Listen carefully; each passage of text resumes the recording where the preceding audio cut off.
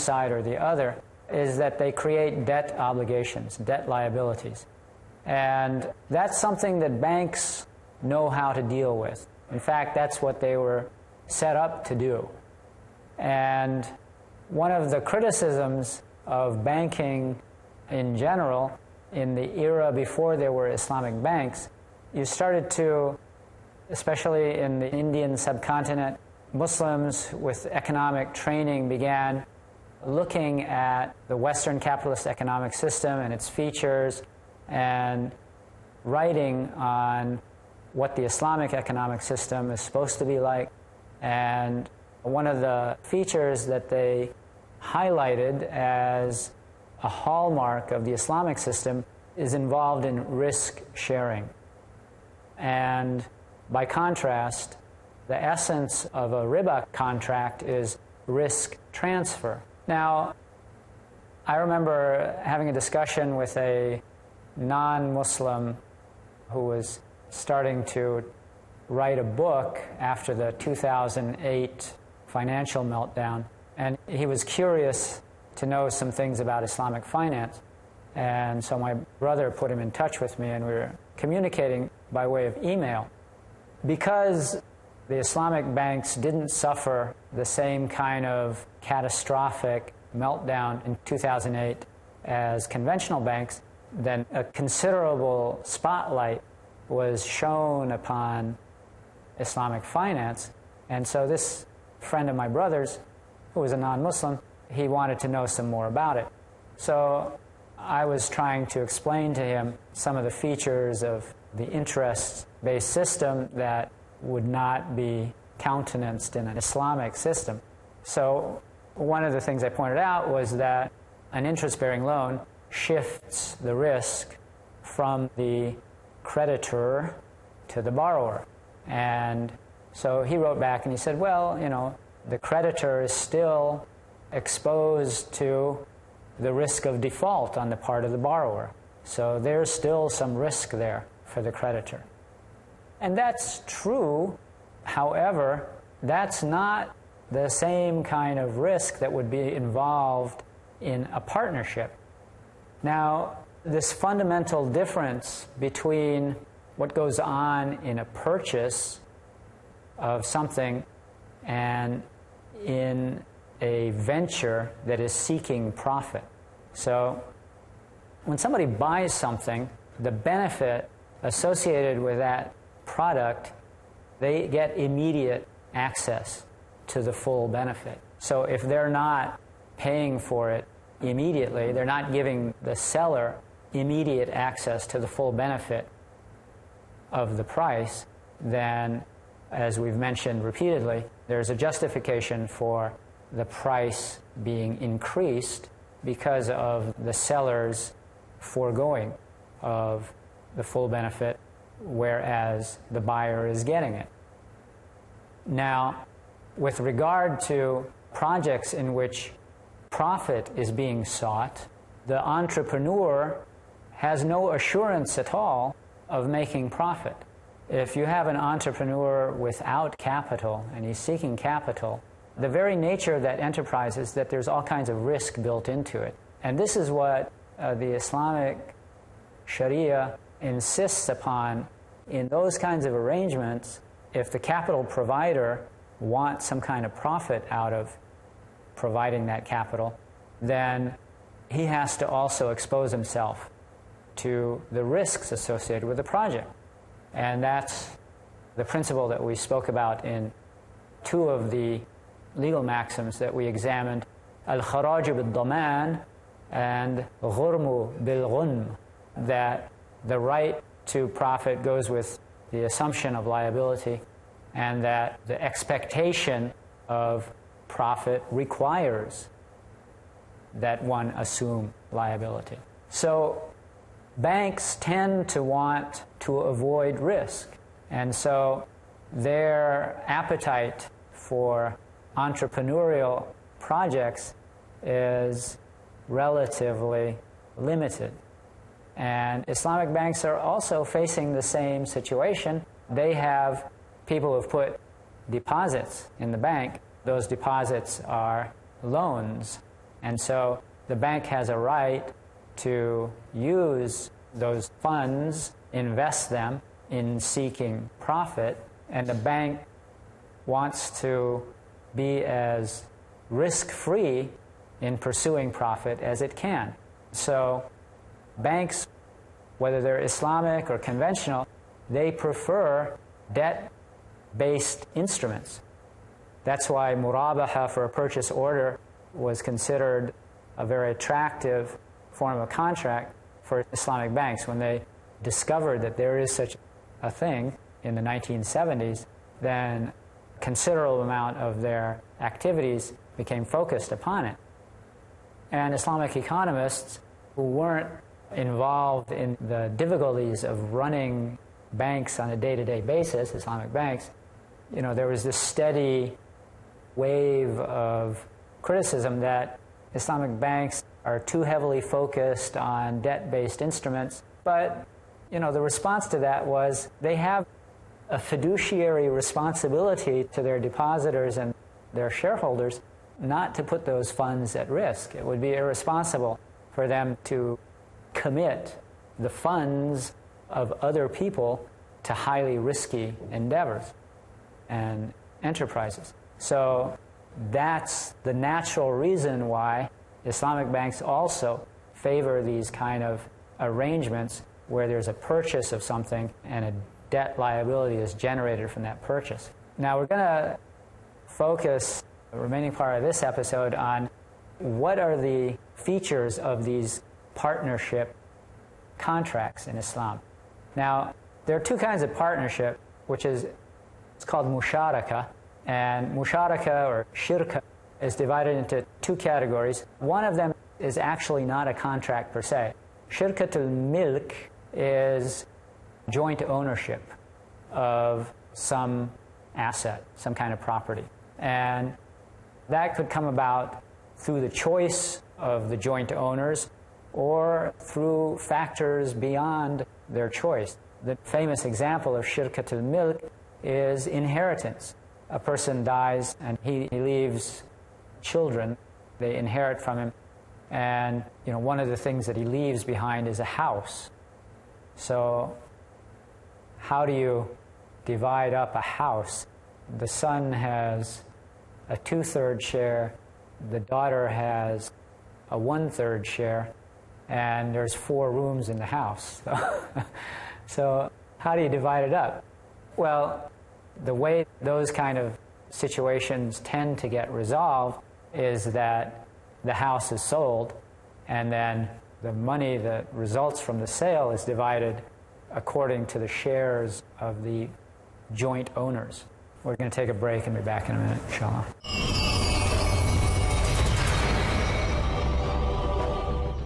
The voice of truth. That Allah does not look at your face, but rather Allah looks at your heart and looks at your action. We Muslims know life is a test. And so in order for us to have peace, there must be standards, there must be truth. The voice of justice. Indeed, to all nations we send a messenger, that they will call people to worship one God, Allah. The one who is the only one who can grant true peace. That we are looking for. The voice of peace. The last and final instruction manual for the human being, it is the glorious Quran. The voice standing up for all of humanity against all falsehood.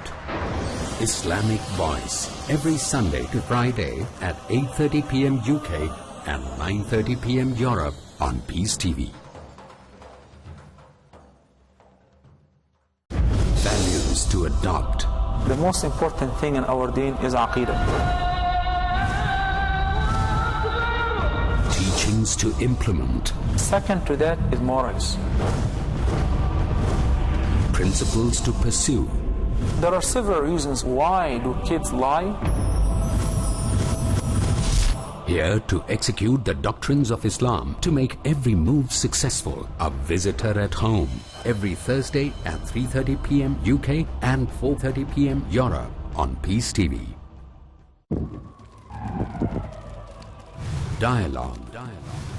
Discussion. Debate. rebuttal, conclusion. Eliminate misconceptions about religion. Get enlightened. Witness Dr. Zakir Naik in a battle of words in Crossfire, next on Peace TV.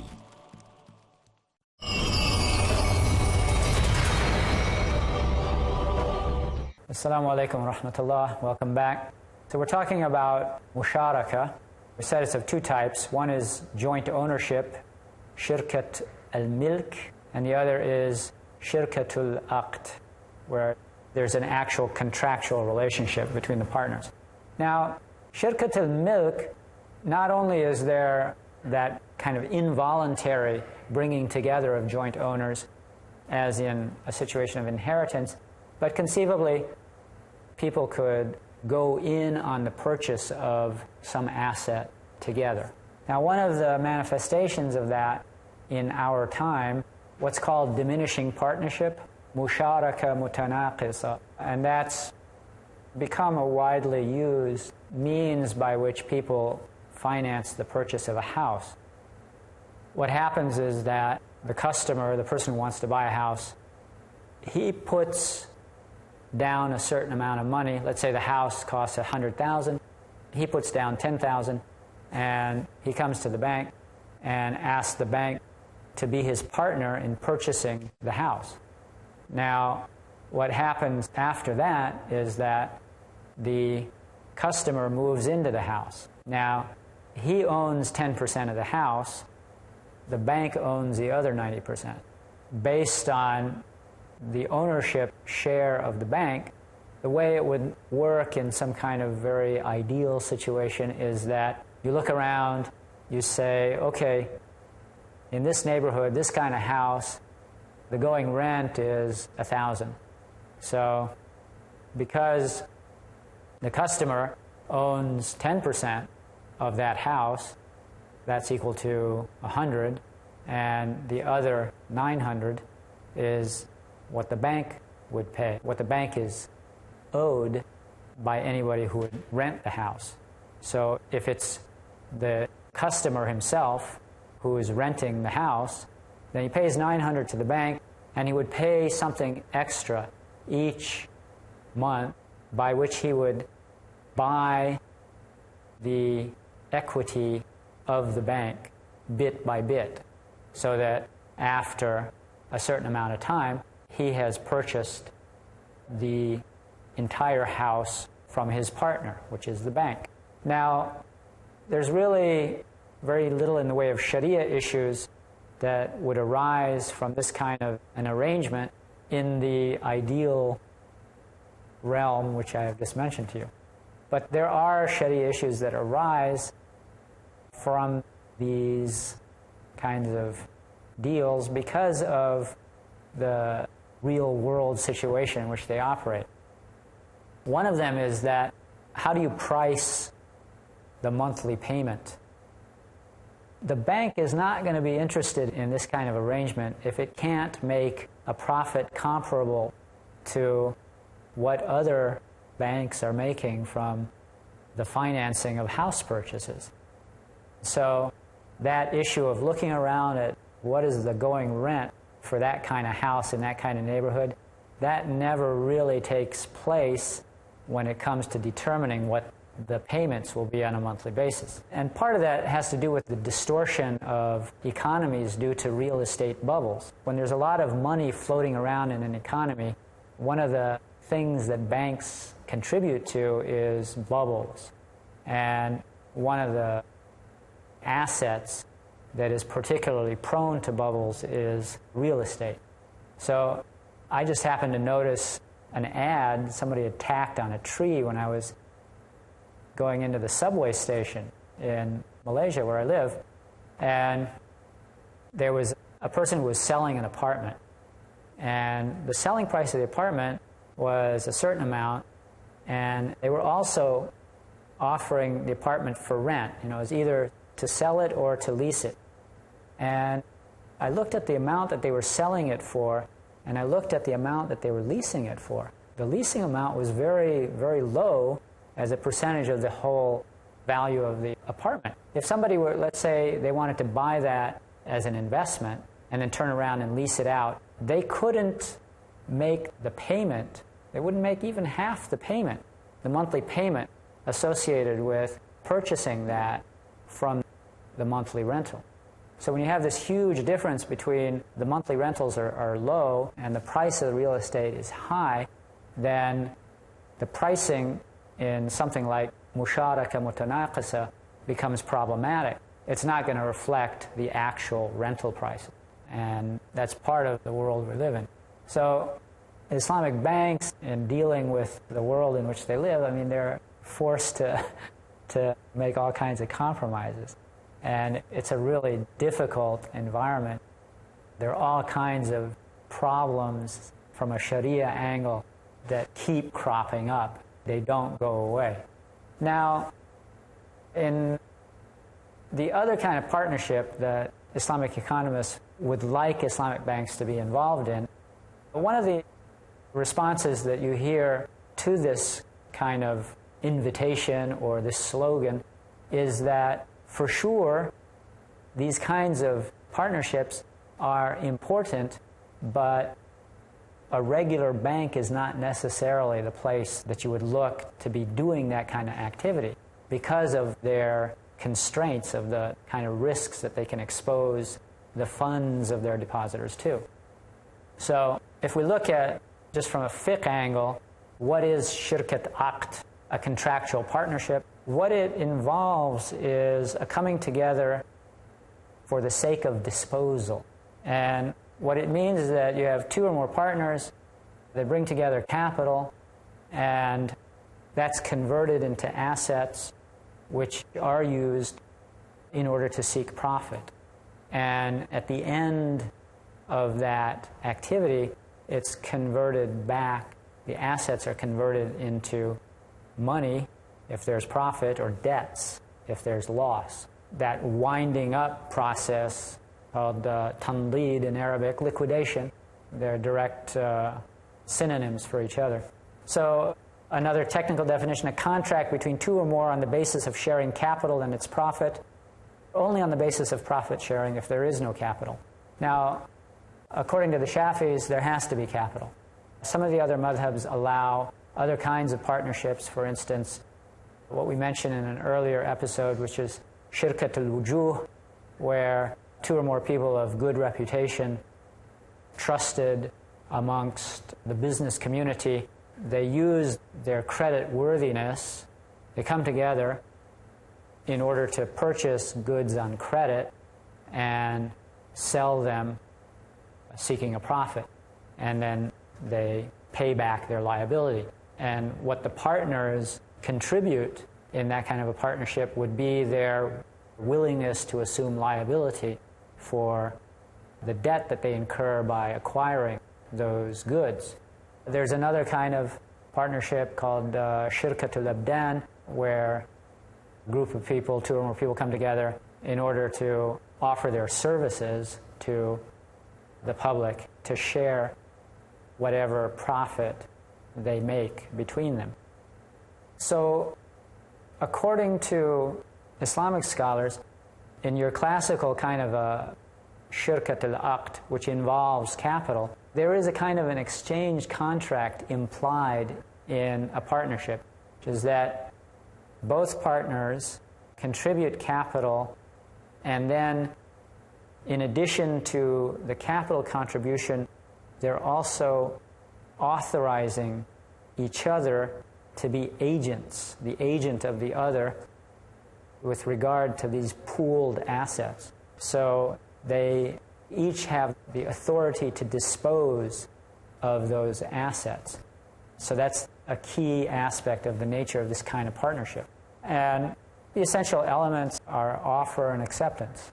Now, how do you determine how the profit will be shared? According to the majority of scholars, because partnerships involve not only capital but labor, then if both partners contribute 50% of the capital, but there's a difference in the amount of work that they do, then one of the partners, the one who does more work, can make a stipulation that I'll get 60% of the profits and you'll get 40%. And if they agree to that, then it's valid according to most schools, although, if I recall correctly, the Shafi school doesn't allow that. Now, what happens if there's a loss in the partnership? In that case, then there's only one way to distribute loss. It's entirely on the basis of the capital contribution. So if one partner contributed 40% and the other partner contributed 60%, then their losses would be divided proportionately in accord with what they contributed. Now, because the nature of a partnership contract is the sharing of risk, then it's not permitted for one of the partners to offer another a guarantee of his capital. If that happens, that's no longer a partnership. There's something going on there that's associated with a loan. When there is that feature, a loan is not classified as an exchange contract in Islam. It's supposed to be a charitable contract. So the loaner, the creditor, the one with the guarantee, he forfeits the right to the profit due to that. Okay, we've come to the end of our time. Assalamu alaikum wa rahmatullahi wa barakatuh. Allahu a'lam.